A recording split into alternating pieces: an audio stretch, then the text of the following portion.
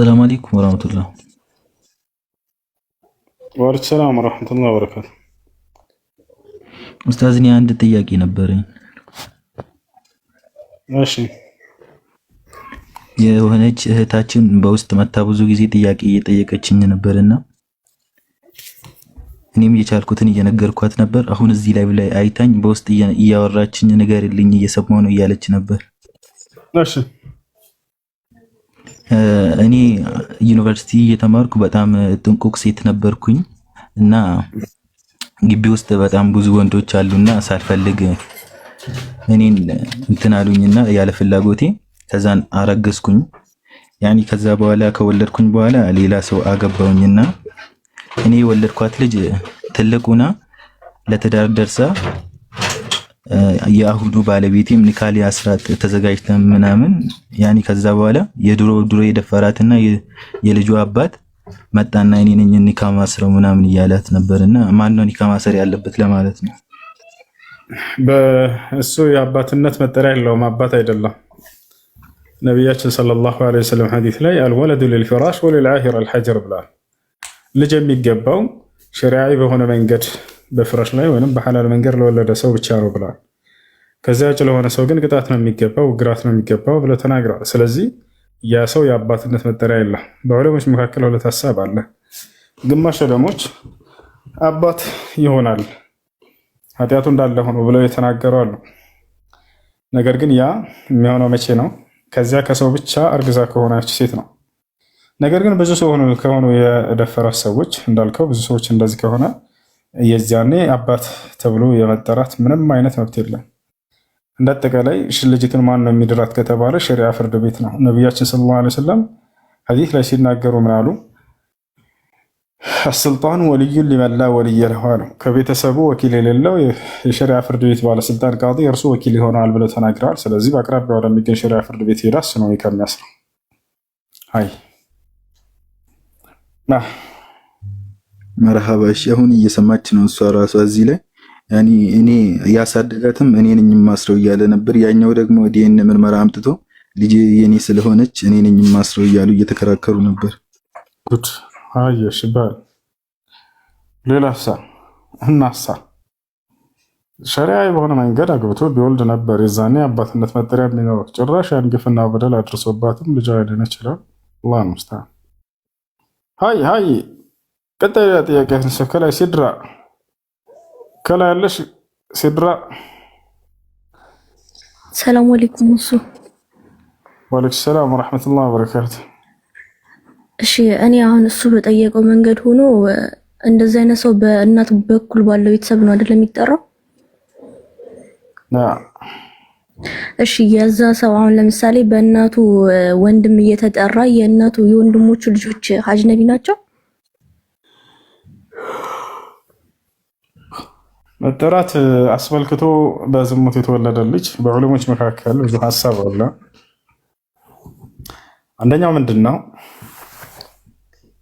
በዛው በሰውዬ ሊጠራ ይችላል የሚል አለ። ቅድም እንዳልኩት ከአንድ ሰው ጋር ብቻ ከሆነ ያን ነገር ያደረገችው እና ከዚያው ከሰው ብቻ መውለዷ ከተረጋገጠ። ሌላው ሀሳብ ምንድን ነው? በእናት ስም መጠራት የሚለው ነው። ለዚህ ማስረጃ ግልጽ ማስረጃ በቁርአን ላይ አላህ ከነቢያቶች መካከል አንድ ነቢይ በእናቱ ስም ነው የሚጠራው። ማን ነው በእናቱ ስም የሚጠራ ነቢይ? አባት ስለሌለው በእናቱ ስም የሚጠራ ነቢይ ማን ነው? በቁርአን ላይ የመለሰ ሽልማት የለውም፣ ያልመለሰ ግን ሽልማት አለው።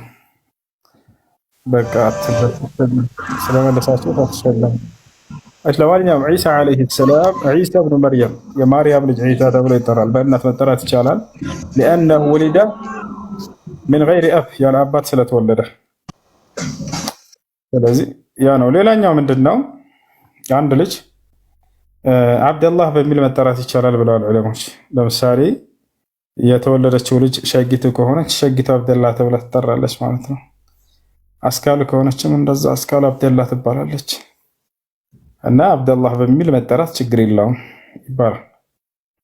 ሌላው በልጅቱ አባት፣ ለምሳሌ በዝሙት የወለደችው ሴት አለች። አባት ካላት በዚያ በሰውዬ ወደዚያ ይጠጋል። የእርሱ ስም እንደወለች ስም ይጠቀሙታል ማለት ነው። ይህ ሁሉ ይቻላል፣ ችግር የለው። እሺ የዚች ሴት ልጇ ነው ያለች ልጇ ነው ለሷ ዘመድ የሆነ ለእርሱም ዘመድ ይሆናል ማለት ነው። ወይንም ሴት ከሆነች ለምሳሌ የልጅ ሴትየዋ አባት ወይንም የልጅቱ የህፃኒቱ አያት ለሷ መሕረም ነው። ወይንም ወንድሞቿ መሕረም ናቸው። ገብቷቸዋል። ወይንም አጎቶቿ መሕረም ናቸው። ከዘመድ ይቆጠራሉ። ችግር የለም። እሺ፣ ምክንያቱም የእናት መሆኑን ያረጋግጣል። ኢስላም ከእናት መወለድ ያረጋግጣል። እሺ አይ ልጆቹ ያውን ያጎትየው ልጆች አጅነቢ ናቸው። ያጎት ልጅ አጅነቢ ነው። እሺ ጀዛከላ ወያኩ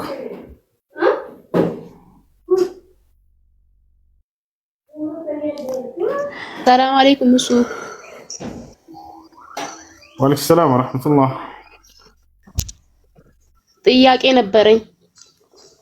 እሺ ሁለት ረመዳን ሙሉ ረመዳን አልጾምኩም እና በሰደቃ ይቻላል ስላሉኝ ነው። እንዴት እንትኑን ንገረኝ። በሰደቃ የሚቻለው ከታመምሽና በዚያ ህመም ምክንያት ብትጾሚ በጤናሽ ላይ ችግር የሚፈጥርብሽ እንደሆነ ዶክተሮች ሁለትና ከዚያ በላይ ካረጋገጡልሽ ያም የህመሙ አይነት ኢዛ ካነ መረድ ሙዝሚን ከአንቺ ጋር የሚዘወትር ዘላለማዊ ህመም ካለብሽ ነው። ነገር ግን ከዚያ ውጭ ከሆነ ቀጣ ነው የምታወቁት። ከዚያ ውጭ ከሆነ ግን ቀጣ ነው የምታወቁት። አላህ ሱብሓነሁ ወተዓላ በቁርአን ላይ እንደተናገረው ወአለይኩም ሰላም አላህ እንደተናገረው ፈመን ካነ ሚንኩም መሪዳን አው ዐላ ሰፈሪን ፈዒደቱ ሚን አያሚን ኡኸር እንዳለው ከእናንተ በጾም ቀን የታመመ ሰው ካለ እነዚህን ቀናቶች ቆጥሮ በሌላ ቀን ይጾማቸው ነው ያለው። ህፃኑን ልጅ እስኪያስገብል እኔ በወሊድ ምክንያት ነው ሁለቱንም ያልጾምኩት። እውነት ነው የጌታ ሰው ዘመን። ስለዚህ መጾም ግዴታዬ ነው። አዎ አሁን ከተሻለሽ መጾም ግዴታ ነው። መቀሻለ ይስጥልኝ። አይና ሰላም አለይኩም። ሰላም ወራህመቱላህ። እንዴት ነው ወንድሞች? ሰላም አልሐምዱሊላህ አለን አልሐምዱሊላህ። ጥያቄ ነበረኝ።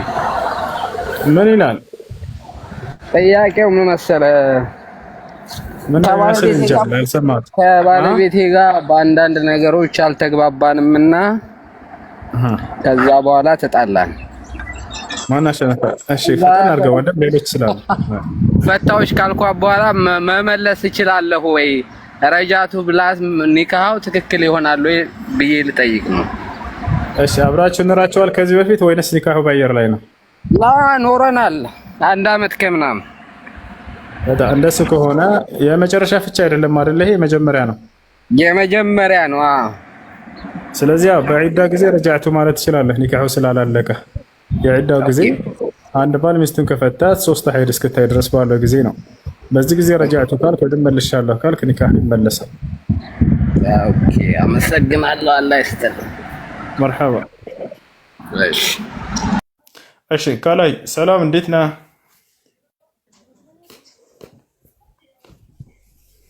ይሰማል?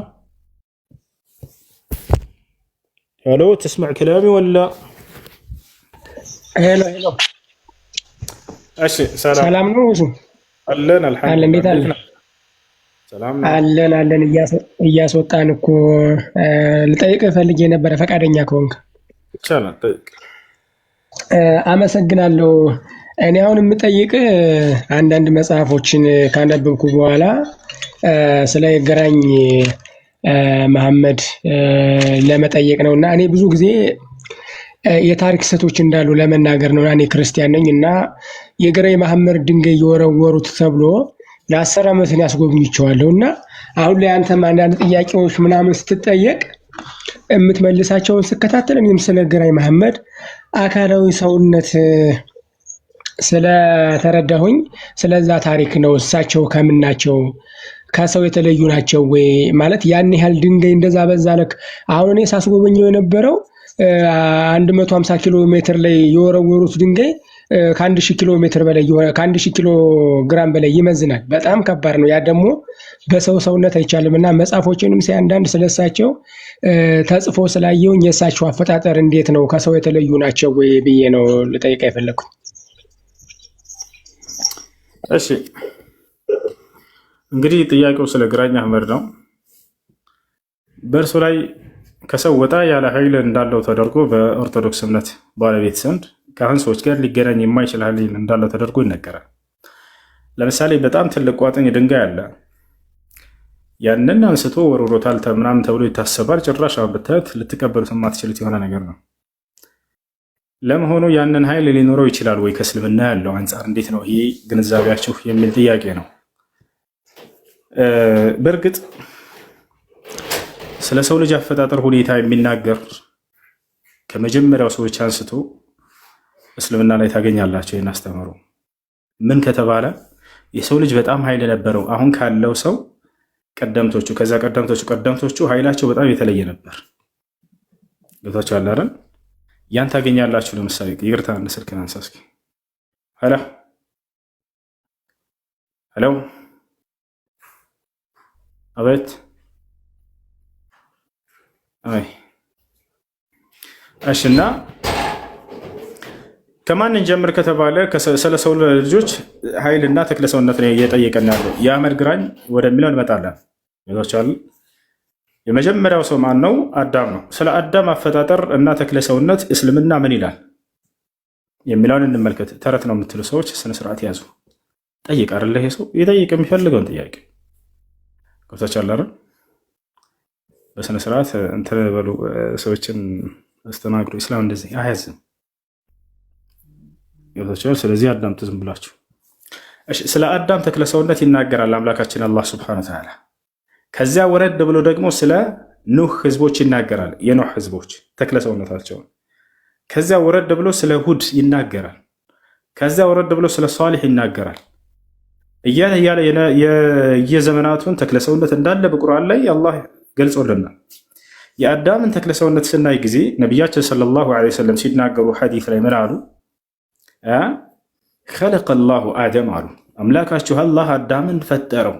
ሲፈጥረው ጡሉሁ ሲቱነ ዚራዐን አሉ። ርዝመቱ 60 ክንድ ነበር አሉ።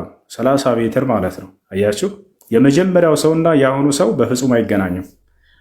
አሁን ያን ድንጋይ አንስቶ ወረወረው ቢባል አዳም እናምናለን፣ ችግር የለውም ነበር። ምክንያቱም ተክለሰውነቱ በጣም ግዙፍ ነበረ።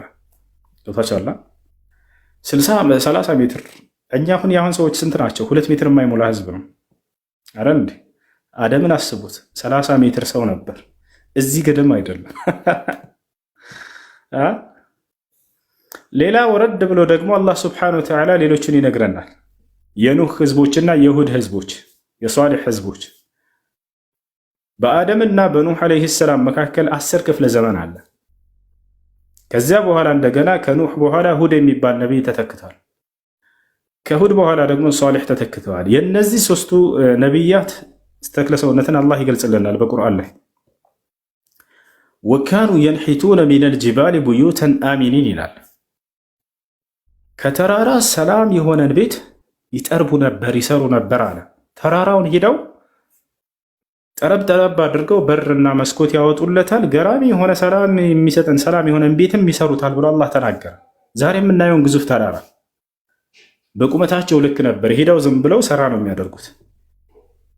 ዛሬ ተራራን ለመውጣት ምን ያክል ነው የሚደክመው የሰው ልጅ? ጋም ትንሽዬ ነች። ዛሬ 2 ሜትር ማትሞላ ሰው ነች። እና ስለዚህ አደም ዓለይሂ ሰላም፣ ከዚያ በኋላ የኑህ፣ ከዚያ የሁድ፣ ከዚያ የሷሊህ በጣም ግዙፍ ነበሩ። በዛን ጊዜ የነበሩ ሰዎች ይህን አደረጉ ቢባል ችግር የለም ነበር፣ ተክለሰውነታቸው ከዚህ ጋር የሚመጣጠን ስለሆነ። አየህ፣ አሁን ግን ግራኝ አህመድ ተብሎ የሚጠራው አካል በቅርብ ጊዜ ነበረ ነው። ገብቶሃል አይደል? ከዚያ ጋር የሚገናኝ አይደለም። ይህ እሱ ጥሎታል ተብሎ የሚታሰበው ድንጋይ ያ በፍጹም ሊሆን አይችልም። ይህ በፍጹም ሊሆን አይችልም። ከተገለጸው ተክለሰውነት ጋር እሱ ቅርብ ዘመን እንደመሆኑ የዛ ባለቤት ሊሆን አይችልም። በጣም የሚያሳዝነው እንግዲህ ይህን ሰው ቤተክርስቲያን እየረገመች ነው የምትናገረው። ይረግሙታል፣ በጣም ይረግሙታል። ለምሳሌ እዚህ ያ ማነው ገድለ ቅዱስ እስጢፋኖስ ምዕራፍ 2 ላይ ምን ይላል? ያን ጊዜም ያ ግራኝ የተባለ እርጉም ከሃዲ የቀደመች ሃይማኖትን ያልካደ ክርስቲያንን ሁሉ ትእዛዜን ስለተቃወመ በሕይወቱ እንዳይኖር በሰይፍ ይገደል ቤቱም ተዘርፎ ሀብቱ ይወረስ ብሎ አዋጅ እስከነገረ በክርስቶስ የሚታመኑትን ክርስቲያኖችን ሁሉ ሰራዊቱ ይገደሉ ዘንድ አዘዘ። በረከሰችም ትእዛዙ ሰራዊቱን እያለ ይናገራል እና እዛም ላይ ወረድ ብላችሁ ከዚህ ግራኝ ከተባለ እርጉም ከሃዲ ወታደሮች አንዱም እያለ ይናገራል። ስሙን ባነሱ ቁጥር እርጉም የሚል ታገኛላችሁ። እና ይህ ነው እንዳጠቃላይ ያንን ድንጋይ አስመልክቶ ነው የጠየቀን። ያ ድንጋይ በሱ እጅ ይወረወራል ብለን አናምንም። ምክንያቱም ከዚያ ጋር የሚመጣጠን ተክለሰውነት ያለው ሰው አልነበረም። የሰዎችን ተክለሰውነት ታሪክ አላህ በቁርአን ላይ ነብዩ ሰለላሁ ዐለይሂ ወሰለም ሐዲስ ላይ ሲናገሩ ጊዜ ከአደምና ከዚያ በኋላ የነበሩ ህዝቦች በጣም ግዙፎች ነበሩ። ከዚያ በኋላ ሰዎች ተክለሰውነታቸው እያነሰች መታለች እንጂ በዛ ላይ የጸና አይደለም። ይህን ይመስላል ወገናችን። አመሰግናለሁ። ልብሱንም እኔ አሁን የጠየኩ ድንጋዮችን ሂጄ አይቻቸዋለሁ 4 ቦታ። በነገራችን ላይ ድንጋይ ብቻ አይደለም እኔ ልብሱንም አስጎበኝ ነበር ለ10 ዓመት እና አንዳንዴ የሐሰት ትርክቶች ምን ያህል የተራራቁ እንደሆኑ አሁን ምን መሰለህ እንደ አንድ አማኝ ክርስቲያን አማኝ ግራኝ መሐመድ ቤተክርስቲያን አሰሩ አልልህም። ኤዲት ጉዲትም ነበረች በ8ኛው ክፍለ ዘመን። ግን የሰዎችን ተክለሰውነት ግን ሳይ የስህተት ትምህርት መሆኑን ያወቅኩት እንዴት መሰለህ እኔ በጣም እንደተዋሸ ያወቅኩትኝ እኔ ደብረ ወርቅ ላይ ሆኖ መርጦ ለማርያም ለቤተክርስቲያን ድንጋይ ወረወረ አይቻልም። በጣም አሰብኩት እንዲያ ከወረወረ ወይ መለኮታዊ ኃይል አለው። እዚህ ደግሞ በሰሜን በደብረ ብርሃን ደግሞ ሄድኩኝ እንዴ ይሄ ነገር 4 ቦታ እኔ ዙሪያ ያየሁኝ። አንድ ቀን የሆነ ነገር ስትናገር አንተ በራሴ በቃ ይሄን ነገር ማወቅ አለብኝ ብዬ አንደኛ እኔ ለ10 ዓመት ግራኝ መሐመድ የወረወረው ድንጋይ ብዬ 4 ጠርዝ ያለው ቁመቱ 10 ሜትር ይሆናል። በጣም ወፍራም በክንድ አይሞላም። በጣም እና እንዴት ምኑኝ የደንቁሬ ነው እንዴ ሰው ነው እኔ ማለት ልብሱን እኔ አልችለውም። ለ10 ዓመት ግን አስጎብኝቼዋለሁ። እጅጌው ብቻ ያው አንተን የሆነ ጊዜ ስላየው በአካል ከርቀት እጅጌውን ይከታል እኔ እናንተን እና በጣም ግዙፍ ነው። እና የዛሬን ቀን ነበር እኔ አስጎበኘዋለሁ ከአዲስ አበባ ሲለቀለለ ሰው በጣም ለብዙ ሰው ነው የማስጎበኘውና አንዳንድ መጽሐፎችንም ሳይ ይኸው በእርግጥ ግራኝ እርጉም ያልከው አዎ እርጉም ከሃዲ ተብሎ ነው እዛ ጋር ያው አማኝም ስለሆንኩኝ እኔ እንዲያ ተብሎ ነው። ስለ ግራኝ መልካምነት አላየውም እኔ ከኤዲት ጉዲትም ነገሰች ግራኝም ስለ ግራኝ መልካም ነገር አልተጻፈም። አዎ ደግሞ በእምነትም ስለማነገናኘው ይጻፍ ብለህ አትጠብቅም። ግን እኔ ትንሽ የተለየብኝ የስህተት ታሪክ እንደሆነ የተረዳሁት ሰው ነው ኦልሬዲ የቅርብ ሰው ነው።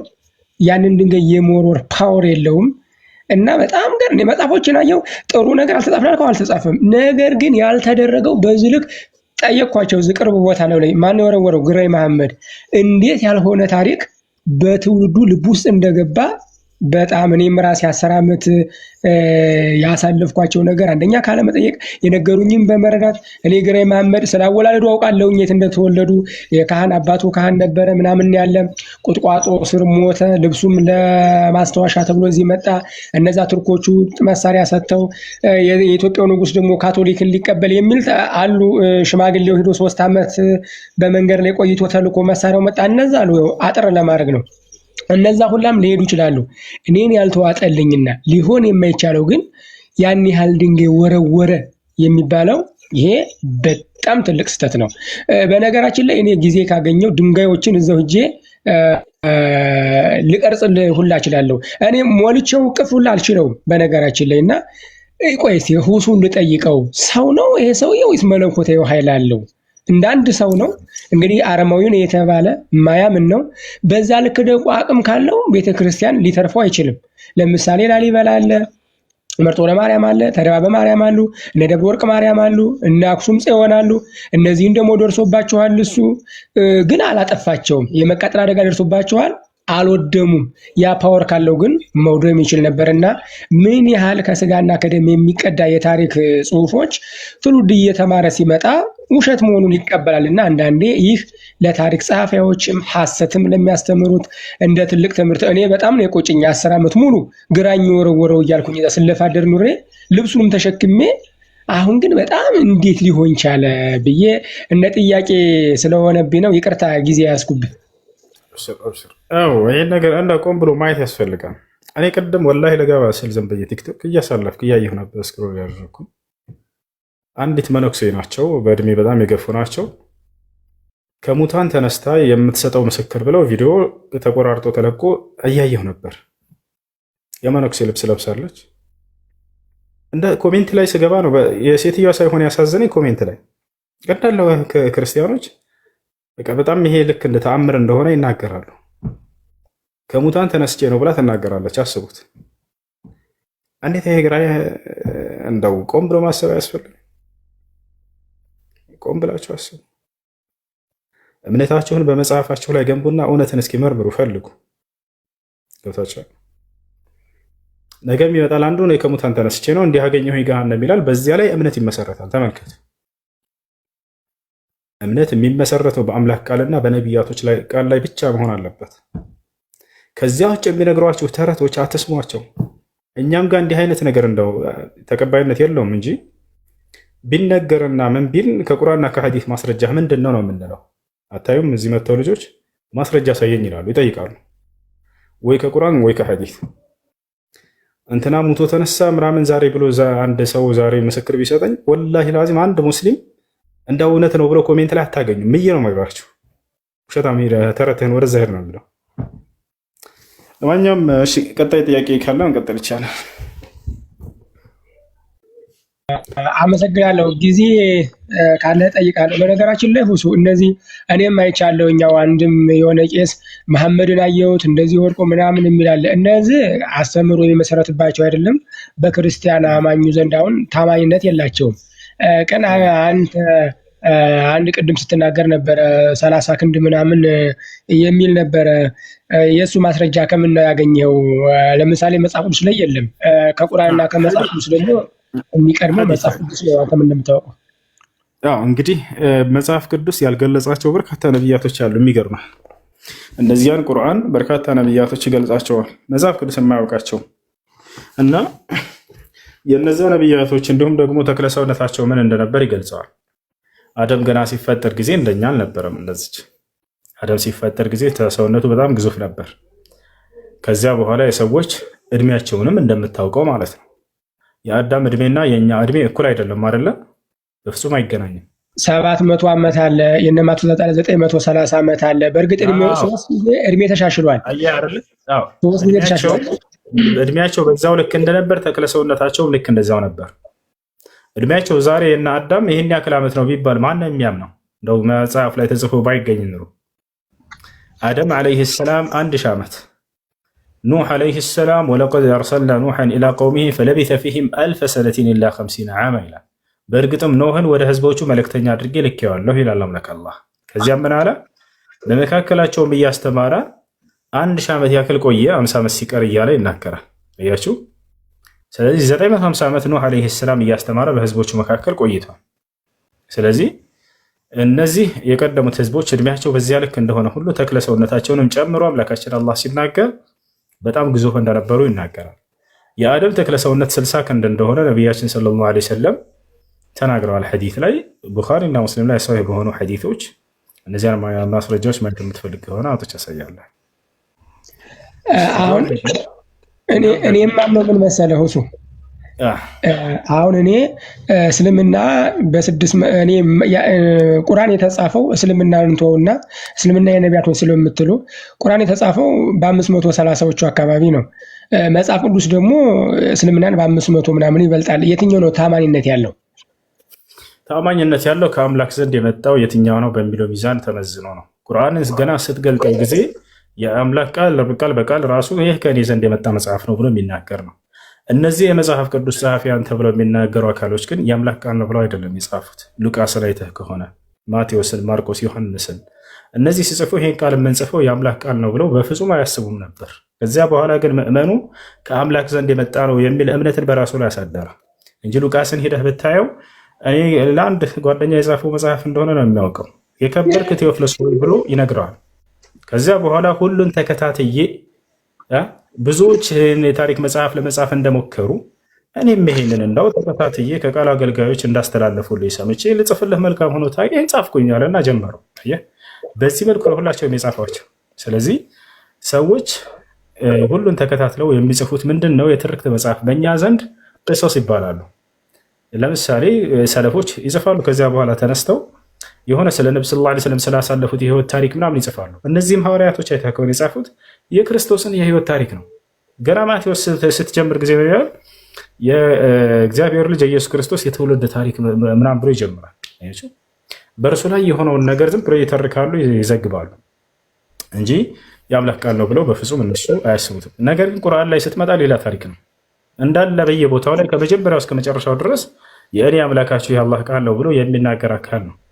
እንዲሁም ደግሞ የሆነ ግለሰብ መጥቶ ሁሉን ተከታትሎ የሚጽፈው ነገር አይደለም። አብደላህ ብን መስዑድ መጥቶ የነቢ ሰለላሁ ዐለይሂ ወሰለም እና የእርሳቸውን የህይወት ታሪክ ያሳለፉትን ተአምር ሰብስቦ እንዲህ ብሎ የሚጽፍበት ነገር አይደለም። አምላክ ራሱ ነው ተናጋሪው። ገና ስትጀምሩት ዛሊከል ኪታቡ ላ ረይበ ፊህ ብሎ ይጀምራል። ገና ስትገልጸው የመጀመሪያው ምን ይላል?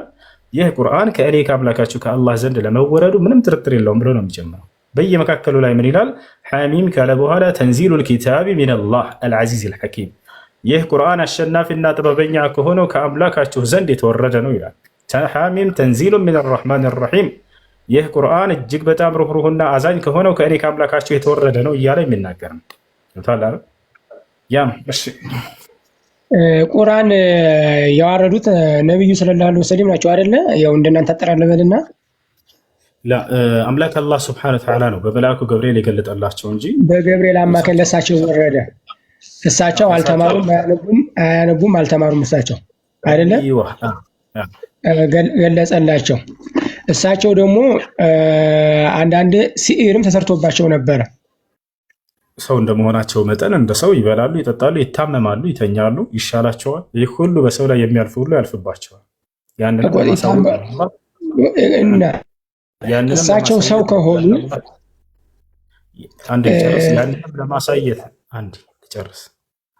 ያንንም ለማሳየት ነው አምላክ አላህ ሱብሓነሁ ወተዓላ በእርሳቸው ላይ ያ ነገር እንዲያልፍ የወሰነው ያደረገው። በእርሳቸው ላይ ማንም ትውልዳቸው መጥቶ ነገ ወሰን እንዳያልፍባቸው ያላሳየባቸው ያላሳለፈባቸው መከራ የለም። ሁሉን መከራ ተቀብለዋል። ሐዲስ ላይ ሲናገሩ እንዳውም ምናሉ ነቢያችን ሰለላሁ ዐለይሂ ወሰለም ኢዛ ኡሲብቱም ቢሙሲበቲን ፈተዘከሩ ቢሙሲበቲ ፈኢነ ለዚ አሳበኒ ለም ዩሲብሁ አሐድን ሚነናስ አሉ። የሆነ መከራ ነገር በህይወታቸው ላይ ከደረሰባችሁ በእኔ ላይ የደረሰውን መከራ አስታውሳችሁ በእኔ ተጽናኑ። በእኔ ላይ የደረሰው መከራ በማንም ሰው ላይ አልደረሰምና ብለው ተናገሩ። ትውልድን ለዓለም እንደመላካቸው መጠን ከማንም በላይ ነቢ ሰለላሁ ዐለይሂ ወሰለም ፈተና ቀርቦላቸው ሁሉንም የፈተና አይነት በብቃት አልፈውታል። ይወታቸዋል አይደል? እንዳጠቃላይ ያ ነገር እንዲያልፍባቸው ያደረገው አላህ ሱብሓነሁ ወተዓላ አውቆ ነው። ሁሉን ፈተና በእርሳቸው ላይ ያሳልፈዋል። ያንንም ነቢያችን ሰለላሁ ዐለይሂ ወሰለም ሁወ መረዱ ሚነል አምራድ፣ ከበሽታዎች መካከል አንድ በሽታ ነው፣ አካላዊ በሽታ ነው የሆነባቸው ያ ነው። ነገር ግን አስበው ያደረጉት ያንን ለምን ነበር ከተባለ አይሁዶች ያሰቡት በሚመጣላቸው መለኮታዊ ራእይ ላይ ተጽዕኖ ለመፍጠር ነበር። ያ ግን አልተሳካላቸውም። እናታችን አይሻ ገለጸች። ከእኛ ጋር ባለው በግል ህይወቱ ላይ ብቻ ነበር ተጽዕኖ ሊፈጥር የቻለው ብላ ተናግራለች። ገብታችኋል? ነገር ግን እነሱ ያሰቡት ምንድን ነው? በሚመጣለት መለኮታዊ ራእይ ላይ በቃ ችግር እንፍጠር ብለው ነበር። አልተሳካም። ይሄን ይመስላል። እሺ አመሰግናለሁ። እሳቸው ሰው ናቸው ብለዋል። ሰው እንደመሆናቸው መጠን አንደኛ ምስክርነት እስከ 3 በእስልምናም 3 ነገር ያስፈልጋል ይባላል። አንድ ነገር ታማኝነት የለውም። እሳቸው ደግሞ አንድ ሰው ናቸው፣ በዛ ላይ ሰው ናቸው። እሳቸው ላለመጨመራቸው በቁርአኑ ምን ማረጋገጫ አለ? እሺ በጣም ጥሩ። አላህ በቁርአን ላይ ይሄንን የሚገርማችሁ መልስ ይሰጣል። ወለው ተቀወለ ዐለይና በዕደል አቃዊል ለአኸዝና ሚንሁ ቢልየሚን ይላል። ሙሐመድ በእኔ ላይ ያላልኩትን አንዲት ነገር ቀጥፎና ተናግሮ በነበር በኃይል በቃ ይዘው ነበር፣ ገለው ነበር እያያችሁ ብሎ ቃል ይገባልናል። አያ ነገር ግን አላህ መጨረሻ ላይ ቃሉን ሲያረጋግጥ አልየውመ አክመልቱ ለኩም ዲነኩም ብሎ ዘጋው። እነሆ ዛሬ ሃይማኖታችሁን ሞላሁላችሁ፣ ወአትመምቱ ዐለይኩም ኒዕመቲ ጸጋዬንም በእናንተ ላይ በቃ ፈጸምኩ ሞላሁኝ አለ። ወረዲቱ ለኩም ልኢስላም ዲና መልእክቱን እስኪ ሞላ ድረስ አምላክ አላህ ሱብሓነሁ ወተዓላ ማንም ሰው አይደለም ማንም ሰው መጥቶ እርሱ ራሱ ሙሐመድ ከምሰጠው ቃል ውጭ ቢነግራችሁ ኑሮ አታዩትም ነበር እያለ አላህ ይነግረናል። እዚሁ ጨርሰው ነበር ይላል። ገብታችኋል?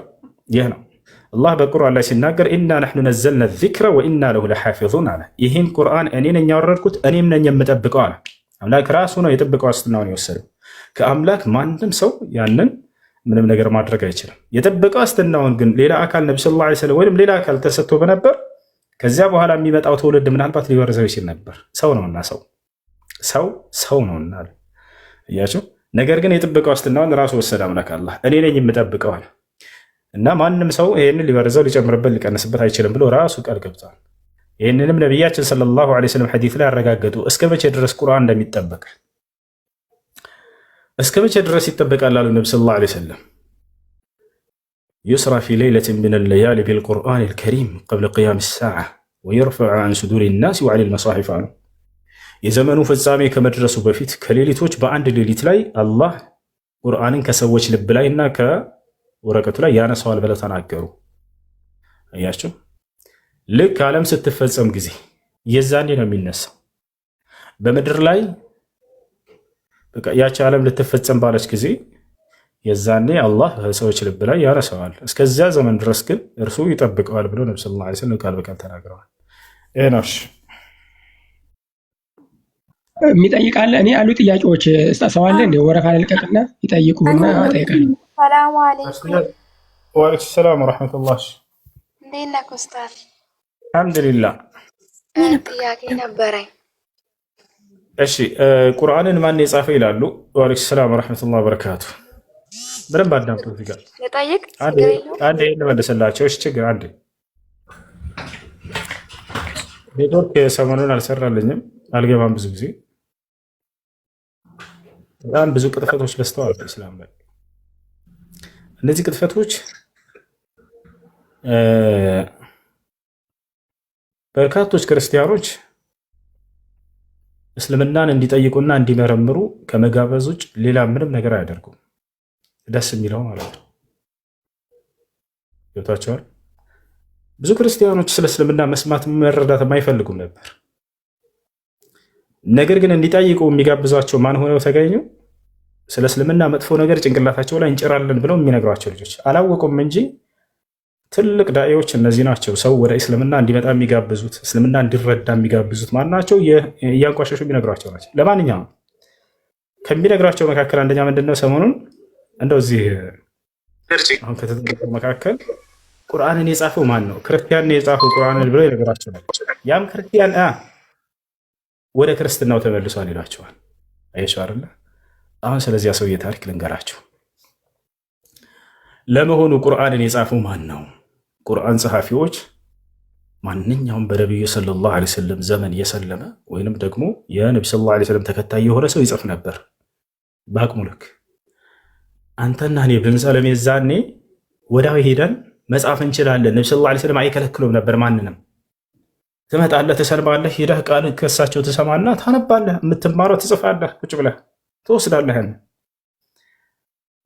ስለዚህ አንድ ክርስቲያን የዛን የመጣና እስልምናን ተቀበልኩኝ አለ። በእርሳቸው ዘንድ ተቀበለ እንደ ማንኛውም ሰው። እጽፋለሁ አለ። ካጠገባቸው መቶ ይጽፍ ነበር። አዎ ይጽፍ ነበር ይሄ ሰው ከሰለመ በኋላ ሁሉም እንደሚጽፉት። የሚገርማቸው ይሄ ሰው ግን ወደ ክርስትና ተመለሰ ከጻፈ በኋላ የሚሏቸው ቁርአንን የጻፈው እርሱ ነው ይሏቸዋል። ቀጥታ የምጠይቋቸው ጥያቄ ምንድን ነው? ቁርአን ስንት ምዕራፍ አለው በሏቸው። ስንት ምዕራፍ አለው ቁርአን? ኮሜንት ላይ ጻፉ።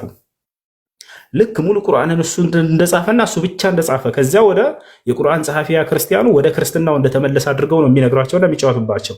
እንዴት በጭንቅላታቸው እንደሚጫወተው ልነግራቸው ነው። ቁርአን ስንት ምዕራፍ አለው? ኮሜንት ላይ ጻፉ። ቁርአን ስንት ምዕራፍ አለው? አታውቁም? 114 ምዕራፍ። ስንት ሱራ አለው? ስንት ሱራ አለው? 114 አይደል? ከሱረቱል ፋቲሓ እስከ ሱረቱል ናስ ስንት ምዕራፍ አለው ቁርአን? ስንት ጁዝ አለው አላልኩም? 30 ጁዝ የምትሉ ልጆች ምን ነው? ስንት ጁዝ አለው አይደለም ያልኩት፣ ስንት ምዕራፍ ወይንም ስንት ሱራ አለው ነው ያልኩት።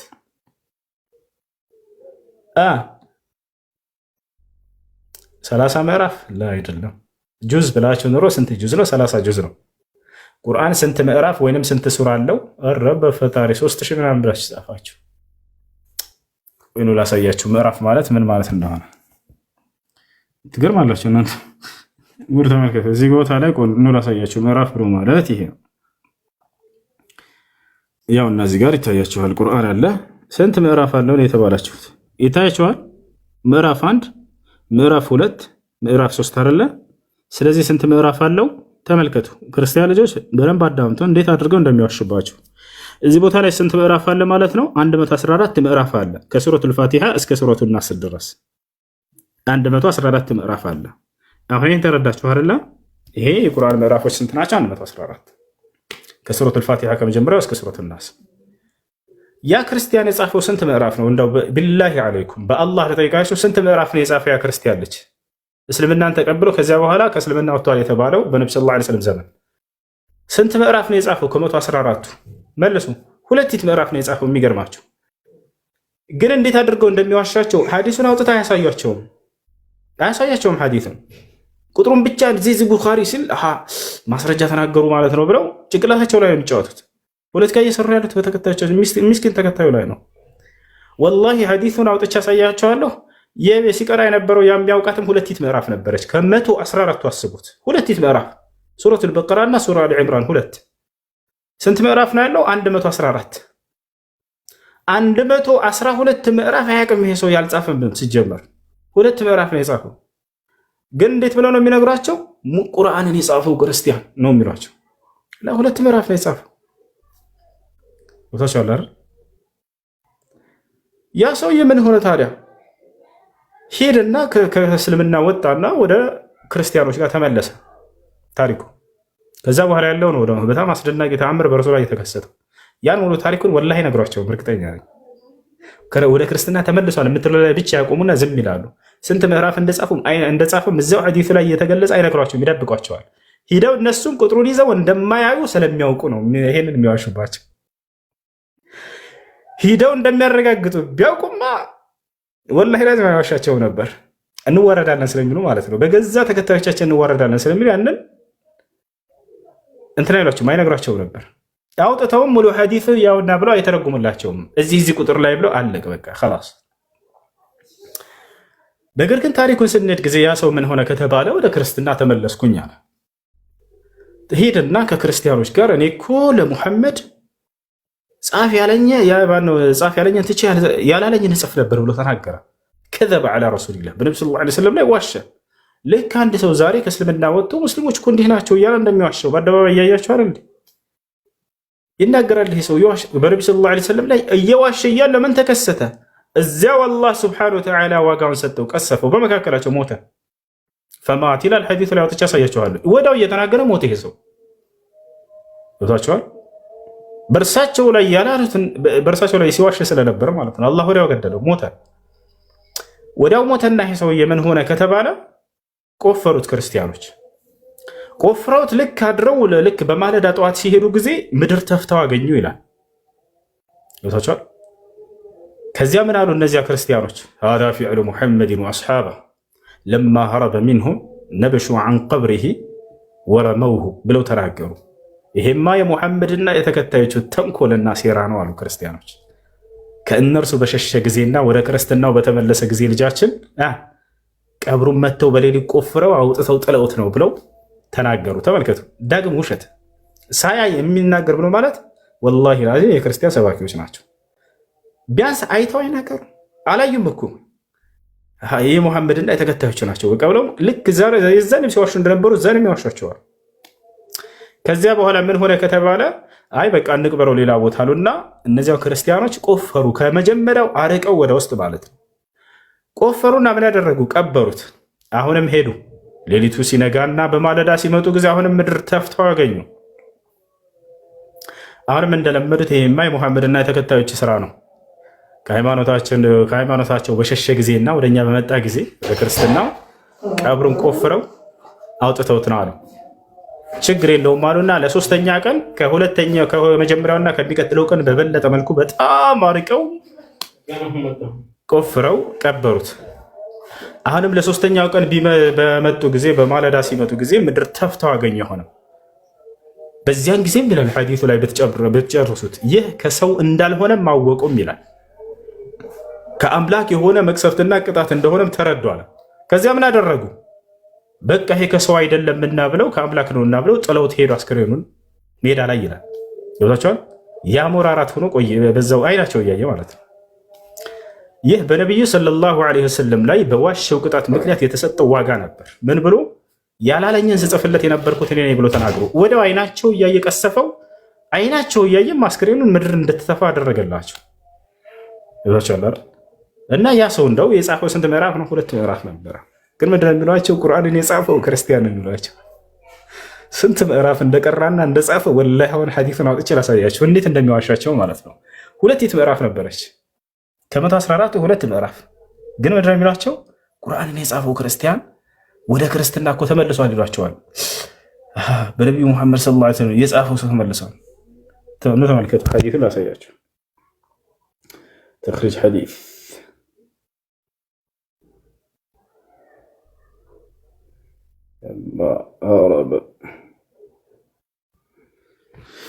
ኑ ተመልከቱ ስንት ምዕራፍ እንደጻፈና ሲቀራ እንደነበር ይሄ ሰውዬ እስኪ ጋር ተመልከቱ። ያውና ሐዲሱ የቱ ጋር ታገኙታላችሁ መሰላችሁ? ሶሒህ ሙስሊም ላይ ታገኛላችሁ። ያ ሶሒህ ሙስሊም 2781 ላይ ስንት ምዕራፍ እንደሆነች ገና ከመጀመሪያው ላይ ተገልጿል። ካነ ሚና ረጁሉን ሚን በኒ ነጃር፣ ከበኒ ነጃር ጎሳ የሆነ አንድ ሰው ከእኛ መካከል ነበር አሉ ሰሃቦች። ቀድ ቀረአ አልበቀረተ ወአሊ ዕምራን። አያቸው አይደለ? ሱረቱል በቀራንና አሊ ዕምራንን እርሷን በእርግጥ ቀርቶ ነበር። የት? 2 ምዕራፍ። ያው ምላሳይ ወደ አማርኛ ቀይርላችሁ። ከ114ቱ ምዕራፍ 2 ምዕራፍ ነበር የሚያውቃት ራሱ። ያው ከእኛ መካከል ሱራ አልበቀራንና ሱራ አሊ ዕምራንን የሸመደደ ስንት ምዕራፍ? 2 ምዕራፍ ያ ጀማዓ። ሱራ አልበቀራንና ሱራ አሊ ዕምራንን የትና የትኛውን ተመልከቱ። ከ114ቱ ተመልከቱ። ከዚህ ሁሉ ምዕራፍ ይችልና እችን ብቻ የሚያውቅ ሰው ነበር። ሌላ ምንም የሚያውቀው ነገር የለም። የቀራውም እነዚህን ነበር። የጻፋትም እቺ ነበረች። ነገር ግን የሚዋሿቸው እንዴት ነው? ቁርአንን ሲጽፍ የነበረው ቁርአንን የጻፈው ክርስቲያን ነው የሚሏቸው። ልክ ቁርአኑን ሙሉ ጽፎ ወደ ክርስትና እንደተመለሰ ነው የሚነግሯቸው። ወለ ከዚህ ወፍቲራ አላሁ ሙስተዓን። ይሄን ይመስላል። ለማንኛውም እሺ አዛን ተብሏል። እዚህ አብዱልከሪም አለ መሰለኝ።